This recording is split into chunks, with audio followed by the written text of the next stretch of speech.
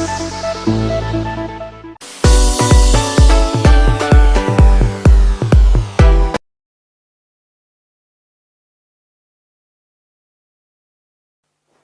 अच्छी बात है कि आप सबके सब सिविल सर्विसेज एस्पिरेंट्स हैं और आपका प्रयास इसी सेवा में जाने के लिए हो रहा है।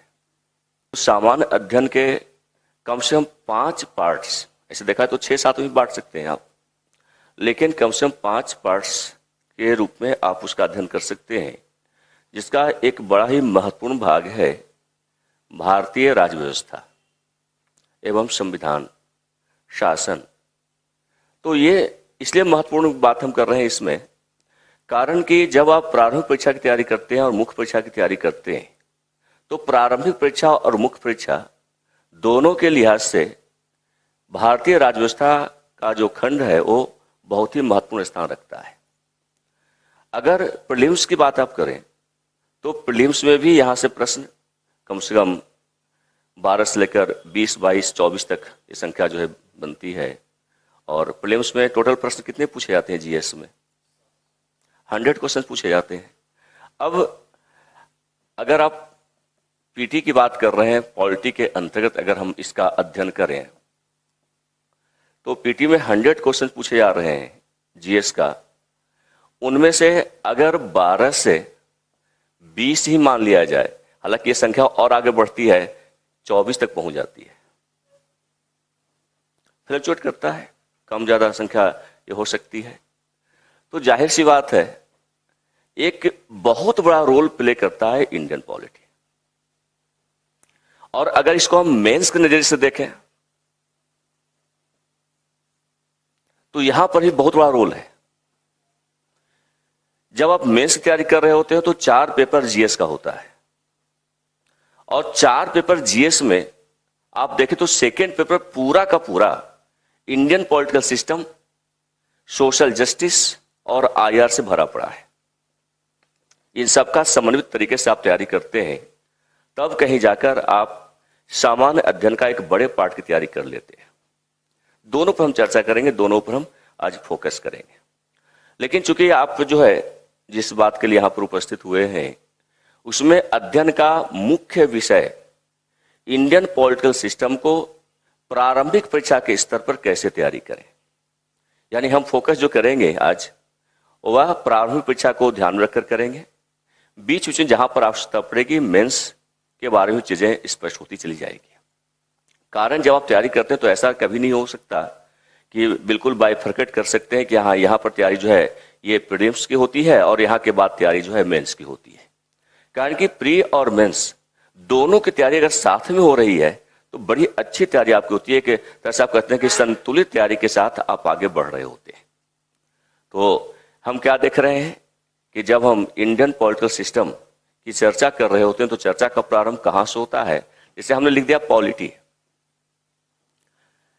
कुछ लोग कहते हैं कि पॉलिटिक्स, पॉलिटी में और पॉलिटिक्स में कोई अंतर है कि दोनों एक ही है? क्या अंतर है? अच्छा, राजनीति है। तो यहां पर फिर से मैं पूछ रहा हूं आपसे कि राज व्यवस्था और राजनीति में क्या फर्क है?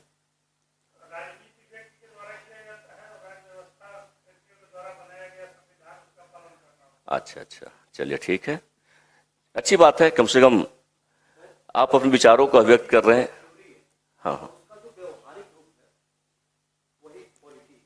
अच्छा, पॉलिटिक्स जो है एक थ्योरी है, उसका व्यवहारिक रूप वो पॉलिटी है। ठीक, ये आपका व्यू है। अपना अपना व्यू रखना चाहिए, इसलिए कि जब तक आप अपना व्यू नहीं रखेंगे, अपने विचार व्यक्त नहीं करेंगे, तब तक सही मायने में हम विषय को नहीं समझ पाते हैं। और विषय को समझने के संदर्भ में सबसे पहले हम उसके मूल अर्थ को जानने का प्रयास करते हैं। और इस संदर्भ में अगर आप देखें तो ये पॉलिटी जो लिखते हैं ना, ये बहुत ही शॉर्ट टर्म है। वास्तव में क्या है? Political system. पॉलिटिकल सिस्टम का लघु रूप आपको पॉलिटी के रूप में मिलता है। तो यहां पर 2 बातें होती है, एक पॉलिटिकल साइंस, वो भी एक विषय है, और पॉलिटिकल सिस्टम एक दूसरा विषय है। जैसा कि आपने कहा कि पॉलिटिकल साइंस थ्योरेटिकल होता है, जाहिर सी बात है कि पॉलिटिकल साइंस एक ऐसा विषय है जिसमें हम पॉलिटिक्स यानी राजनीति क्या है और उस राजनीति के संबंध में क्या चिंतन किए गए हैं, इन सब का अध्ययन करते हैं। लेकिन जब हम पॉलिटिकल सिस्टम में आते हैं तो यहां पर चिंतन गायब हो जाता है। उस चिंतन के माध्यम से जो सिद्धांतों का प्रकाशन हुआ है उन्हें कैसे व्यवहारिक रूप प्रदान किया जाए, उन्हें कैसे व्यवहार में प्रयोग में लाया जाए, हम इस पर विचार करते हैं। अब इसके लिए हमारे पास स्रोत क्या होते हैं? अगर देखा जाए तो पॉलिटिकल सिस्टम का अध्ययन करने के जो मूल स्रोत हैं वो देश का संविधान और संविधानेतर विधियां होती है। किसी भी देश में अगर आप देखेंगे तो संविधान भी होता है और संविधानेतर विधियां भी होती है। इसके अलावा जो आपके पास संसद होती है, संसद द्वारा बनाए गए कानून होते हैं, और साथ में जब आप ट्रेडिशंस की बात करते हैं तो उस देश में जो परंपराएं चल रही होती हैं उन परंपराओं से युक्त आपका पॉलिटिकल सिस्टम आगे बढ़ रहा होता है।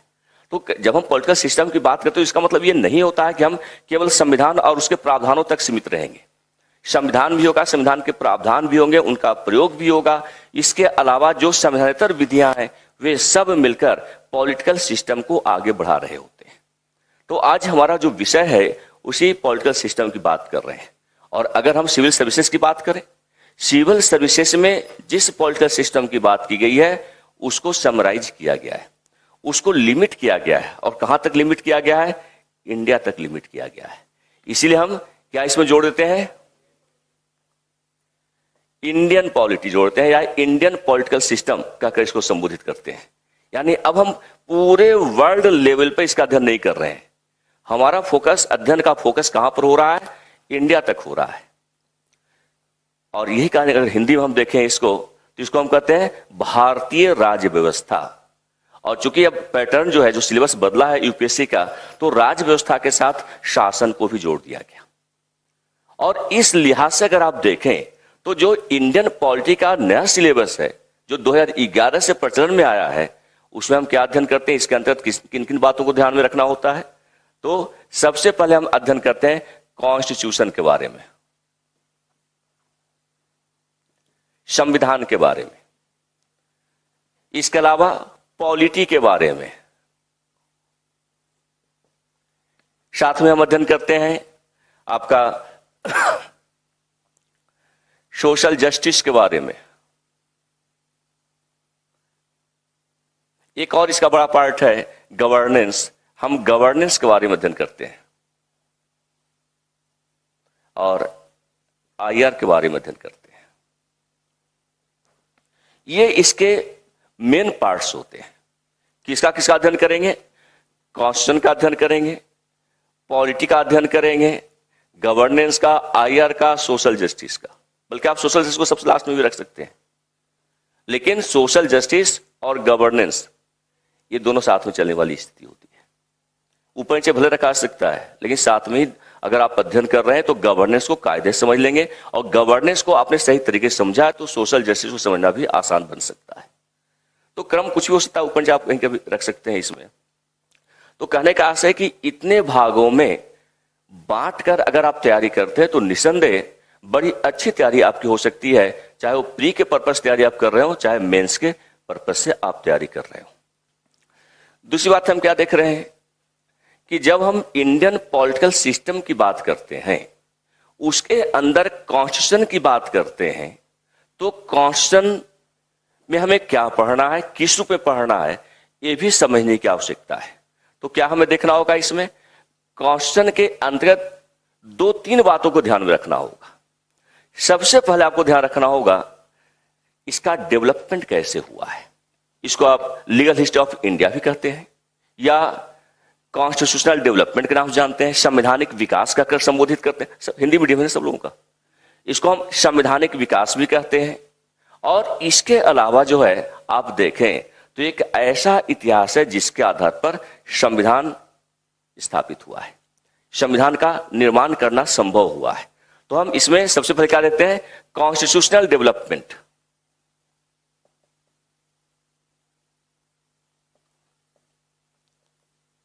इसका अध्ययन करते हैं। संवैधानिक विकास के बारे में अध्ययन करते हैं। और जब से संवैधानिक विकास हमारा हो जाएगा, कारण कि देखिए, जब संवैधानिक विकास का आप अध्ययन करेंगे तो उसे बहुत सारी शासन से संबंधित बहुत सारी चीजें उभर कर सामने आ जाएगी। कैसे कैसे शासन हमारा डेवलप हुआ है, इसकी जानकारी का मुख्य स्रोत कॉन्स्टिट्यूशनल डेवलपमेंट है। दूसरा, इसका जो अध्ययन का फॉर्मेट आपको मिलता है या जिस पैटर्न पर आपको तैयारी करनी चाहिए, प्रोविजंस को समझने की आवश्यकता है। क्या प्रावधान किए गए संविधान के अंतर्गत, प्रोविजंस। और अगर हम प्रोविजन की बात करें, प्रावधानों की बात करें, तो यहां पर प्रावधानों को भी चाहे तो आप दो भागों में बांट सकते हैं। कैसे बांटा जा सकता है प्रोविजंस को? तो यहां देखिए, इसका पहला पार्ट जो कि आर्टिकल 1 से प्रारंभ होता है और आर्टिकल 51 तक पहुंचता है, यह पूर्ण से सैद्धांतिक आधार इसका होता है। थियोरेटिकल पार्ट है राज्य व्यवस्था का। इसमें आप कैसे अध्ययन करते हैं? तो जैसे आर्टिकल्स दिए गए हैं, आर्टिकल 1, 2, 3, 4 करके आप अध्ययन करते हो, आगे बढ़ते हैं, या पार्ट वाइज अध्ययन करते हैं। पार्ट 1 में क्या कहा गया, तो भारतीय संघ कैसा है, उसका विस्तार किस रूप में हुआ है। या फिर पार्ट 2 की बात आप करें तो पार्ट 2 के अंतर्गत आप पूरे के पूरे नागरिकता के बारे में चर्चा करते हैं, सिटीजनशिप के बारे में आप चर्चा करते हैं। इसमें आप देख रहे हैं कि सिटीजनशिप को लेकर जो है कितनी तरह की विसंगतता उत्पन्न हुई है। सीए को लेकर धरना प्रदर्शन चल रहा है। तो कहने का आशा कि नागरिकता से संबंधित प्रावधानों को भाग 2 में रखा गया। लेकिन इतने से बात नहीं बनती, क्योंकि आप प्रावधानों का सैद्धांतिक अध्ययन कर रहे होते हैं, तो आप ये भी अध्ययन करते हैं कि पार्ट 2 का जो विस्तार है वो आर्टिकल 5 से लेकर आर्टिकल 11 तक है। 5 जगह तक अध्ययन करते हैं। और जैसे पार्ट 3 में प्रवेश करते हैं तो वहां पर फंडामेंटल राइट्स के बारे में चर्चा होती है, मूल अधिकारों के बारे में चर्चा होती है। तो आप ये अध्ययन कैसे कर रहे हैं? ये अध्ययन आप सैद्धांतिक आधार पर कर रहे हैं। इसलिए हमने कहा कि सबसे जब हम प्रोविजंस की बात करते हैं तो सबसे पहले उसके थ्योरेटिकल एस्पेक्ट को समझने का प्रयास करते हैं, उसकी सैद्धांतिक अवधारणा को जानने का प्रयास करते हैं। कारण कि जब तक सैद्धांतिक अवधारणा को नहीं जानेंगे तब तक आगे की व्यवस्था को आप नहीं समझ पाएंगे। तो सबसे पहले हम क्या कर रहे हैं, आर्टिकल 1 to आर्टिकल 51 तक की व्यवस्था को समझते हैं। ठीक, तो इसको हम क्या करें, सैद्धांतिक, हिंदी में लिखते रहे, सैद्धांतिक प्रावधान, ये आप यहां पर शामिल कर सकते हैं। इसके बाद हम अगर सेकंड फेज में इसका आए प्रोविजंस का, तो इसके अनुप्रयोग के बारे में अध्ययन प्रारंभ कर देते हैं। लेकिन ऐसा यहां पर बिल्कुल नहीं होता कि प्रोविजंस के जो सैद्धांतिक एस्पेक्ट है वो समाप्त हो गया होता है, बल्कि होता क्या है कि सैद्धांतिक एस्पेक्ट बने रहते हैं। इसके अलावा उसके व्यवहारिक स्थिति जो है ज्यादा महत्वपूर्ण बन जाते हैं। और ये प्रारंभ कहां से होता है, तो आर्टिकल 52 से प्रारंभ होता है। आर्टिकल 52 का संबंध किससे है? राष्ट्रपति से है। तो आपने ऐसे भी देखा होगा कि जैसे आप राष्ट्रपति में प्रवेश करते हैं, चीजें बिल्कुल बदली बदली नजर आती है, राज्य व्यवस्था बड़ा आसान लगने लगता है। तो हम राष्ट्रपति से लेकर आगे तक संविधान के जितने भी प्रावधान हैं सबको व्यवहारिक आधार पर समझने का प्रयास करते हैं। फिर ये सब हम नहीं देखते कि भाग जो है 5 में क्या कहा गया, 6, 7, 8, 9, 10 में क्या कहा गया, हमें उससे वास्ता फिर नहीं रहता। हम सीधे सीधे जो है प्रावधानों के व्यवहारिक रूप को लेकर तैयारी करते हैं। तो यहां पर 2 भागों में आपने बांटा है, सैद्धांतिक प्रावधान और व्यवहारिक स्थिति।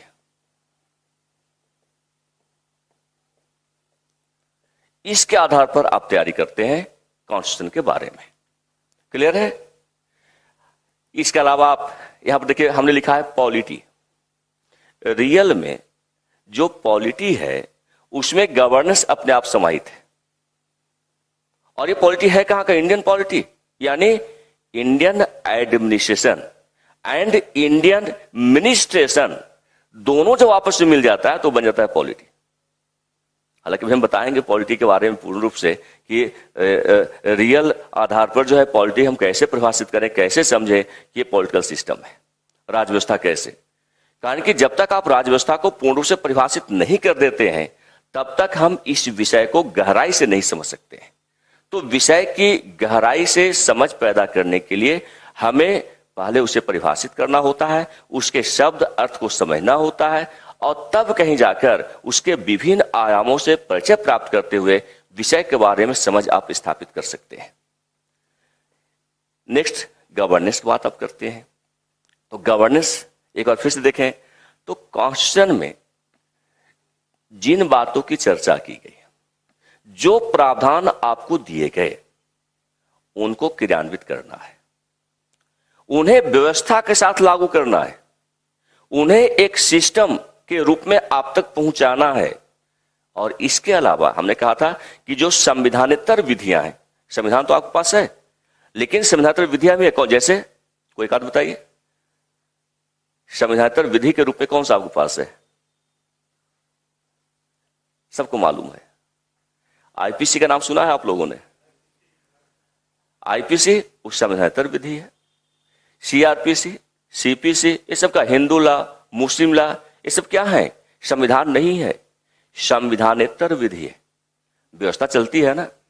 जैसे किसी ने चोरी किया तो चोरी करने के एवज में दंड का प्रावधान है। कॉन्स्टिट्यूशन में कहीं पर लिखा गया है कि चोरी कैसे आप परिभाषित करेंगे और किसी ने चोरी किया तो किस प्रकार का आप दंड देंगे, ये लिखा गया है क्या? नहीं लिखा गया। इसका मतलब जो संविधान है वह केवल व्यवस्था को निर्धारित मात्र करता है, बाकी उसे व्यवहारिक स्वरूप प्रदान करने के लिए और अलग अलग क्षेत्रों में कानून आदि का निर्धारण करने के लिए हमारे पास संविधान के अतिरिक्त संविधानेतर विधियों का होना भी आवश्यक होता है। और यह प्रत्येक देश में होता है, केवल इंडिया के अंदर नहीं। सभी देशों में आप देखेंगे तो संविधान भी होगा और संविधानेतर विधियां भी होगी। तो यहां पर संविधानेतर विधियां भी साथ हम लेकर चलेंगे।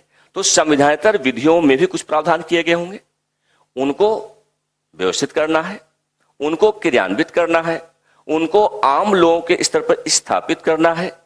इसके लिए हम गवर्नेंस का प्रयोग करते हैं। इसके अलावा आप आईआर, इंटरनेशनल रिलेशंस की बात करते हैं। आज का जो दौर, प्रारंभ से आप देखें तो पूरे विश्व स्तर पर कोई भी देश अकेला नहीं रह सकता है, उसे संबंधों का निर्वाह करने की आवश्यकता होती है। प्रत्येक देश किसी अन्य देश के साथ संबंधों को बनाता है, उस पर अमल करता है और साथ में चलते हुए विकास की प्रक्रिया में शामिल होता है। सभी देशों का, आप अमेरिका को ले लीजिए, चीन, जापान, भूटान को ले लीजिए, इंडिया को ले लीजिए, अन्य देशों के साथ आपके संबंध होते ही होते हैं। अब ये संबंध कैसे स्थापित होंगे, इन संबंधों की स्थापना के क्या सिद्धांत हैं, इसके लिए आपके पास कौन सी पॉलिसी है, और संबंध अगर स्थापित हुए हैं तो निरंतरता के साथ आगे बढ़ते रहे, गतिशीलता के साथ आगे बढ़ता रहे, इसके लिए भी हमें इस बात की जानकारी करने की आवश्यकता होती है कि अंतर्राष्ट्रीय स्तर पर संबंधों की स्थापना कैसे की जाती है और उन संबंधों को कैसे बनाए रखा जा सकता है। तो ये तमाम पहलू हैं जिनके बारे में आपको जानकारी होनी चाहिए, जिनको लेकर जो है आपको चर्चा आगे बढ़ाने की आवश्यकता होती है। साथ में हमने कहा कि गवर्नेंस के साथ आपको जोड़कर अध्ययन करना है सोशल जस्टिस को। अगर सोशल जस्टिस पर फोकस किया जाए तो यहां पर देखिए दो शब्द का प्रयोग किया जा रहा है। सोशल का संबंध सोसाइटी से है। समाज में दो प्रकार के लोग हैं, किसी भी समाज की बात आप करें, चाहे वो यूएसए के समाज की बात करें, चाहे आप इंडियन कम्युनिटी की बात करें, यहां की सोसाइटी की बात आप करें, तो प्रत्येक सोसाइटी में आप क्या देख रहे हैं कि दो प्रकार के लोगों का समूह होता है। एक जो विकास की प्रक्रिया में आगे बढ़े हुए लोग हैं, जिनकी संख्या कम होती है, और दूसरे वे लोग होते हैं जो विकास की प्रक्रिया में या तो बहुत पिछड़े हुए हैं या विकास की प्रक्रिया में अभी बस कदम बढ़ा पाए। एक प्रश्न आया है कॉन्स्टिट्यूशनल लॉ को लेकर, संवैधानिक विधि को लेकर। तो संवैधानिक विधि का मतलब क्या है? वैसी विधि जिसका संबंध संविधान से हो। सारी विधि संविधान संबंधित नहीं होते, लेकिन वैसी विधि जो संविधान से को रिलेट करके बना दिया गया हो, तो उस प्रकार की जितनी विधियां होंगी वे सब के सब संवैधानिक विधि कहलाएगी। हालांकि हम इसको और डिटेल करेंगे आगे जाकर, क्योंकि सब पर फोकस करने की आवश्यकता होती है। अगर विधि की बात करें तो संवैधानिक विधि भी होती है।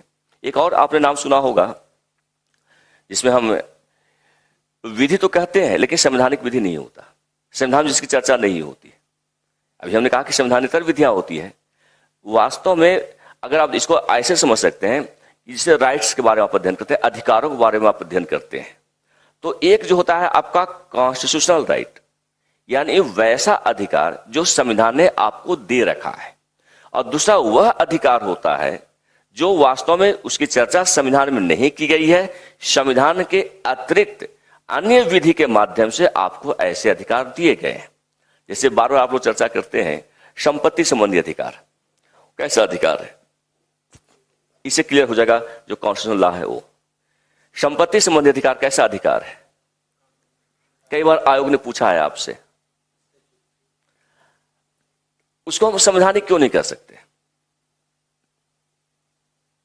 उसे हम संवैधानिक क्यों नहीं कर सकते?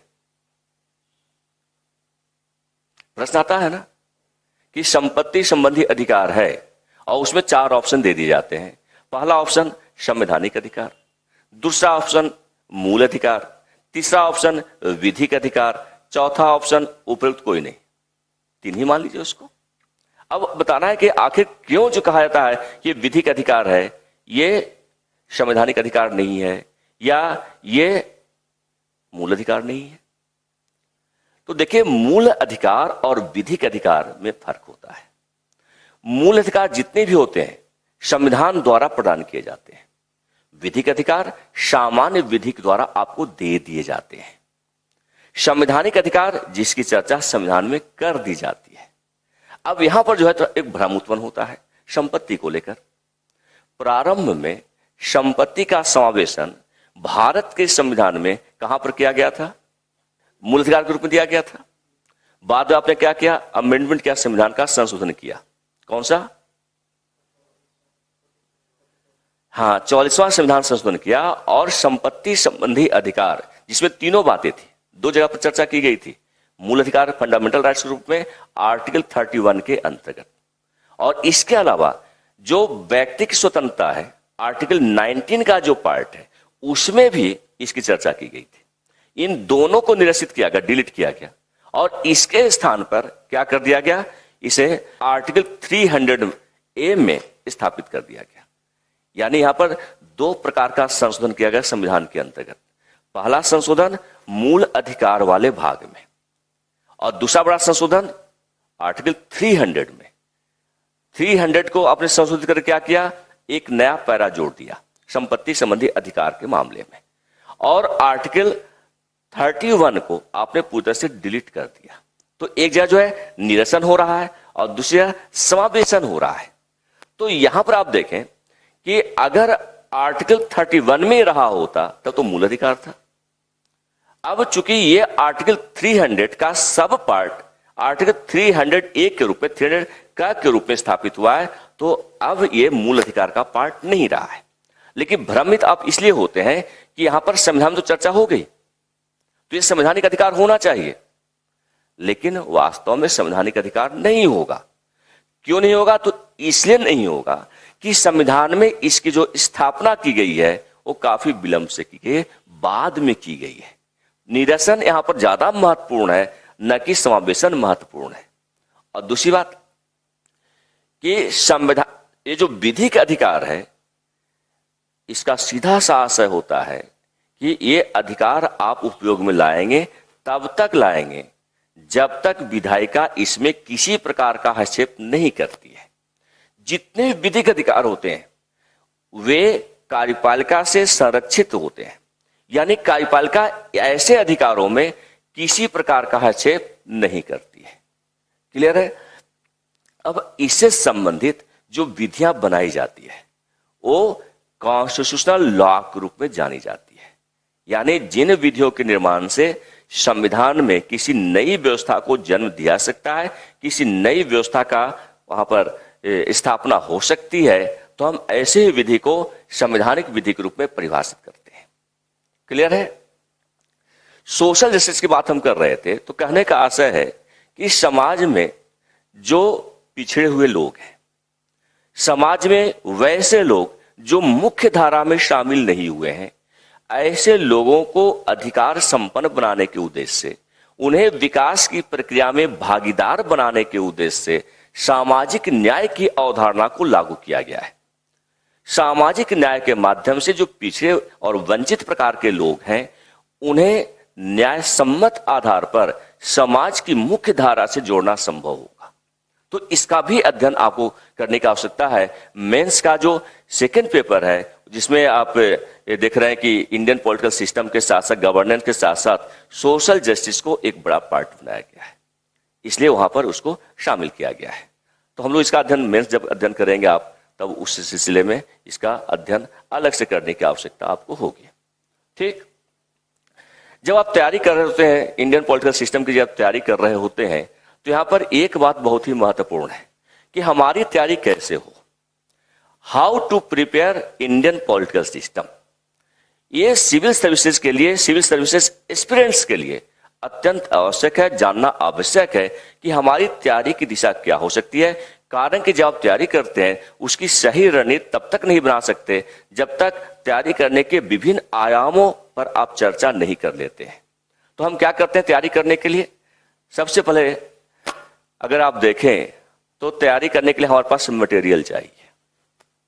होगा आप लोगों के पास मटेरियल, लेकिन किस प्रकार का मटेरियल चाहिए, दूसरा बड़ा प्रश्न है। अगर आप तैयारी कर रहे हैं, हाउ टू प्रिपेयर की बात अगर आप कर रहे हैं कि हम तैयारी कैसे करें, तो तैयारी करने के लिए क्या चाहिए आपके पास? जैसे आप घर का निर्माण करने जा रहे हैं, तो घर का निर्माण करने के लिए क्या चाहिए आपके पास? और मटेरियल चाहिए। तो ठीक उसी प्रकार जब आप सिविल सर्विसेज की तैयारी करने जा रहे हैं, तो आपको मटेरियल की आवश्यकता पड़ती है। और वो मटेरियल कहां से मिलेगा, कैसे मिलेगा? तो ये समझ लीजिए कि मटेरियल का पार्ट बहुत ही महत्वपूर्ण पार्ट होता है। अब इसमें मटेरियल कौन कौन सा आपके पास होना चाहिए? तो सबसे पहले इसमें रोल होता है बुक्स का।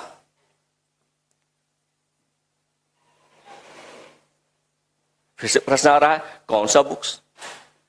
अगर मार्केट में देखेंगे, बाजार में देखेंगे, तो ढेरों वैरायटी के बुक्स जो है अवेलेबल हैं। तो क्या सारे के सारे बुक्स का अध्ययन करेंगे क्या आप? इतना तो वक्त आपके पास होता नहीं, और इतना अध्ययन करने की आवश्यकता भी नहीं होती। तो यहां पर बहुत ही संवेदनशील मामला है कि केवल कुछ बुक्स को आधार बनाकर हम अपनी तैयारी को आगे बढ़ाएं। और इसमें बुक्स क्या होंगे, कैसे होंगे? तो एक चीज बहुत ही कॉमन है जो सब लोग अध्ययन करते हैं, और वो कॉमन बुक्स क्या है? कॉमन बुक्स है एनसीईआरटी का। सब लोग अध्ययन करते हैं, आप लोगों ने अध्ययन किया होगा। तो अब यहां पर जो बुक्स है, बुक्स कहां से हमें लाना है, कहां टटोलना है? एनसीईआरटी की बात की जाती है। और जितने भी फैकल्टी हैं सब रिकमेंड करते हैं कि एनसीईआरटी किताब पढ़ लो। लेकिन एनसीईआरटी की किताब तो क्लास 1 से लेकर प्रारंभ होते हैं, 12 तक जाते हैं। तो क्या सारे जितने भी पॉलिटिकल सिस्टम संबंधित किताब सबका अध्ययन करने की आवश्यकता है क्या? ऐसा बिल्कुल करने की आवश्यकता नहीं है। अगर आप एनसीईआरटी की बात करते हैं, उसका अध्ययन करते हैं, उसकी किताबों का आप अध्ययन करते हैं, तो 9 to 12 का आप अध्ययन कर सकते हैं। बहुत है, सफिशियंट है। बहुत लोग तो कहते हैं क्लास 6 से अध्ययन करना चाहिए। नहीं, उससे आप बहुत ऊपर निकल चुके हैं। और मैं तो समझता हूं कि शायद जो बिगिनर्स हैं केवल वे एनसीईआरटी का अध्ययन कर सकते हैं। जो बिगिनर्स नहीं है, जिन्होंने थोड़ी सी तैयारी को आगे बढ़ा लिया है, उनको एनसीईआरटी किताबों का अध्ययन करने की आवश्यकता नहीं है। दूसरी बात कि एनसीईआरटी के बुक्स में है क्या? तो एनसीईआरटी के बुक्स में पॉलिटिकल सिस्टम को लेकर जो कंटेंट शामिल किए गए हैं, वहां से आपको सैद्धांतिक जानकारी मिल सकती है, व्यवहारिक जानकारी बिल्कुल किताब उससे नहीं मिलती है। तो यहां पर जो कुछ भी आप अध्ययन करते हैं वो सैद्धांतिक अध्ययन मात्र होता है, राज्य व्यवस्था का व्यवहारिक अध्ययन नहीं होता है। कहने का आशय कि सिद्धांत और व्यवहार जब तक दोनों को सम्मिलित आप नहीं करते हैं, तब तक अच्छी तैयारी आपकी नहीं होती। ये कहने का आशय है कि इंडियन पॉलिटिकल सिस्टम का अध्ययन करने के लिए एनसीईआरटी बुक्स का अध्ययन केवल आधी तैयारी से संबंधित है, केवल सैद्धांतिक तैयारी तक ही वह सीमित है। हमें अपनी तैयारी को और आगे बढ़ाने की आवश्यकता है। तो ये तैयारी हमारी और आगे कैसे बढ़े, तो इसका मतलब कि हमें व्यवहारिक पक्ष को भी समझना होगा। तो इस व्यवहारिक पक्ष के लिए हमें क्या देखना होगा? तो हम इसके आगे के जो कंटेंट्स हैं उसके बारे में भी चर्चा करेंगे। लेकिन फिर भी जब हम बुक्स की बात कर रहे हैं, तो एक तो आपको जो है एनसीईआरटी के जो कॉमन किताब है वो उसको मैं भी रिकमेंड करता हूं और सब लोग रिकमेंड करते हैं। और आप उसकी तैयारी भी करते हैं, उसका अध्ययन भी आप करते हैं, और अध्ययन होना भी चाहिए। लेकिन यहां से केवल जानकारी आपको बेसिक मिलती है, पूर्ण जानकारी आपको राजव्यवस्था के बारे में यहां से नहीं मिलती है। अब इसका मतलब कि और कुछ किताबें हमें चाहिए, और किताबें कौन सी चाहिए? तो अगर इसमें हम जोड़ दें, 2 और किताबों को जोड़ दें, जिसमें एक बहुत ही महत्वपूर्ण बुक है जिसका नाम सब लोग जानते हैं, लक्ष्मीकांत। पढ़ लीजिए लक्ष्मीकांत को, कोई बुराई नहीं है, अच्छी किताब है। गलतियां देखिए हर जगह पर होती है, वहां पर भी थोड़ी बहुत गलतियां हैं, लेकिन इसका मतलब ये नहीं किताब गलत है, अच्छी किताब है और पढ़ना चाहिए। लेकिन अगर आप एनसीईआरटी किताब का अध्ययन कर रहे हैं तो आपको लक्ष्मीकांत अगर आपने नहीं पढ़ा है तो ऐसा नहीं कि तैयारी आपकी नहीं हो सकती है। एक बुक और बहुत ही बढ़िया है जो जिसका कि अध्ययन आप कर सकते हैं, और लक्ष्मीकांत के अलावा अगर अध्ययन करना हो आपको, अध्ययन करना हो तो आप शामिल कर सकते हैं बीके शर्मा को।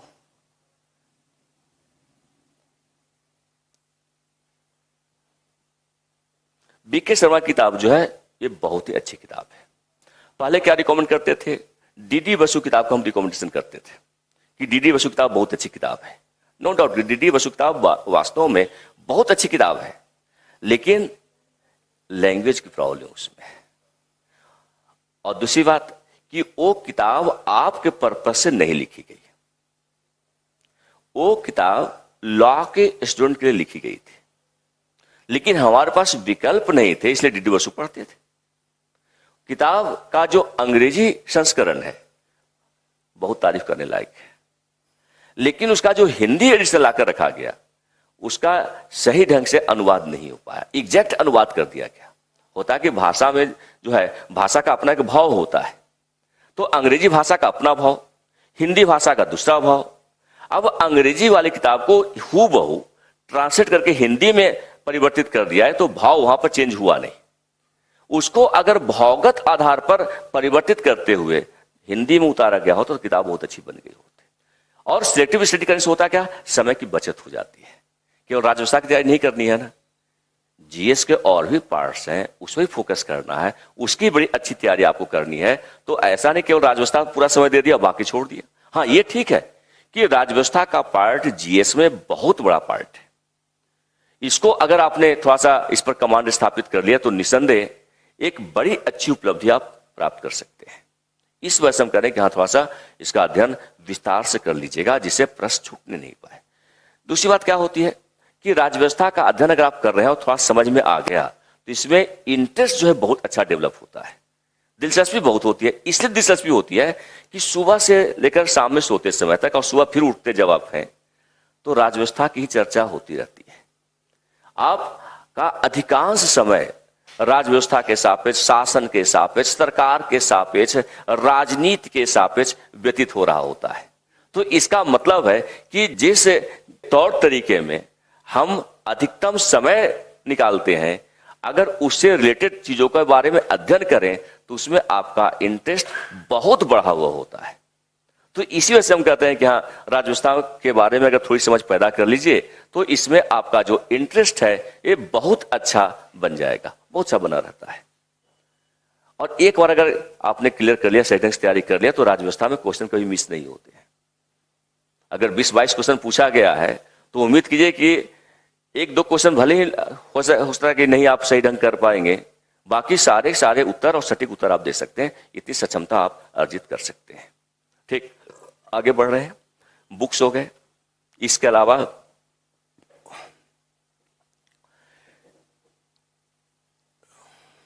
News papers plus news magazines, इनकी भूमिका भी होती है। न्यूज मैगजीन्स, अब यहां फिर एक समस्या उत्पन्न होती है कि न्यूज़पेपर कौन सा?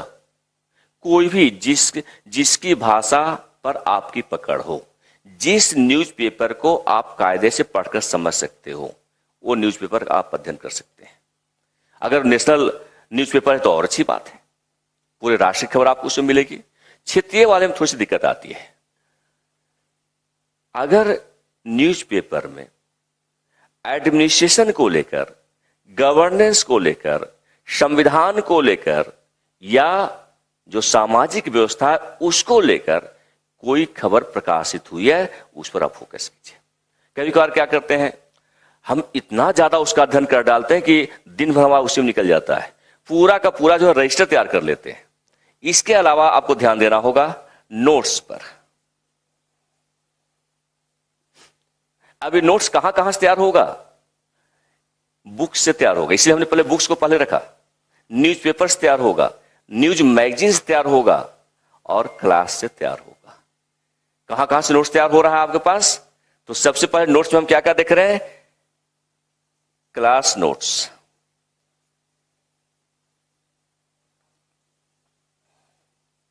बुक्स नोट्स यहां से आपको मिल रहा है, और मैगजीन या न्यूज पेपर नोट्स, इन सबको मिलाकर आप नोट्स तैयार कर लीजिए। नोट्स आपका सबसे बड़ा हथियार होता है। बुक विस्तार से चीजों को देता है, नोट्स समराइज वे में आप तैयार करते हैं। जब बहुत कम समय के अंदर रिवाइज करना हो तो नोट्स सबसे बड़ा हथियार होता है, न कि बुक्स। डिटेल स्टडी करना हो, प्रारंभिक स्तर पर आप तैयारी करने जा रहे हैं, तो ये दोनों बहुत हेल्पफुल है। लेकिन अध्ययन का विस्तार आपने दे दिया है, अब केवल उसका रिवीजन करना बाकी रह गया है। तो ऐसा रिवीजन अगर नोट्स बनाकर आपने किया है तो निश्चित रूप से वो ज्यादा लाभ की स्थिति में आप होते हैं, ज्यादा उसका फायदा आपको प्राप्त होता है। तो नोट्स की बात हम करते हैं। और इसके अलावा जो चौथा एस्पेक्ट इसका है वो है डिस्कशन का। कारण कि सब कुछ जानकर अगर डिस्कशन आपने उस पर नहीं किया, उस टॉपिक उस विषय पर डिस्कशन नहीं किया है, डिबेट नहीं किया है, उसका विश्लेषण नहीं किया है, उसको एनालाइज आपने नहीं किया है, तो फिर ये सारी मेहनत आपकी बेकार होगी। तो हमारी सलाह है आपके लिए कि आपको क्या करना है? डिस्कशन करना है।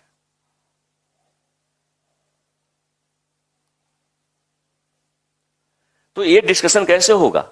ये डिस्कशन करने के लिए 2-3 स्रोत आप बना सकते हैं। पहला स्रोत होगा आपका अपना ग्रुप डिस्कशन को आप कहते हैं। एक ग्रुप आपने तैयार कर लिया 4-5 लोगों का, ज्यादा बड़ी संख्या नहीं बनाइएगा ग्रुप का, तो ग्रुप में गप्पे ज्यादा होते हैं, डिस्कशन कम होता है, या फिर वो जो है औपचारिक संबंध निर्वाह का मात्र साधन बनकर रह जाता है, तैयारी में कोई लाभ उसका नहीं मिलता। अगर टीवी की बात करें तो यहां पर डीडी न्यूज चैनल का उपयोग आप कर सकते हैं। टीवी पर डिबेट आती है, डीडी न्यूज चैनल पर डिबेट। इसके अलावा डिबेट कहां पर होता है? तो राज्यसभा टीवी की बात आप कर सकते हैं, लोकसभा टीवी की बात कर सकते हैं, और चैनल्स की बात करें, एक और चैनल्स की बात यहां पर एक स्रोत और दे दें तो एनडी टीवी पर भी इस प्रकार की चर्चा आयोजित होती है। वहां से चीजों को आप कलेक्ट कर सकते हैं। यहां पर क्या होता है? डिस्कशन से होता क्या है कि जैसे कोई मुद्दा है, अब वो मुद्दा हाईलाइट हो रहा है, ऐसे मुद्दे पर कंटेंट्स का अभाव होता है या सही तथ्यों के आधार पर हम उसका विश्लेषण नहीं करते हैं। अगर टीवी के माध्यम से उस पर चर्चा हुई है तो निसंदेह उन मुद्दों के अंदर जो छिपे हुए तथ्य हैं वो प्रकाश में आ जाते हैं। एक अप्रोच आप वहां पर बना सकते हैं, एक बढ़िया अप्रोच जो है आपका वहां पर बन सकता है।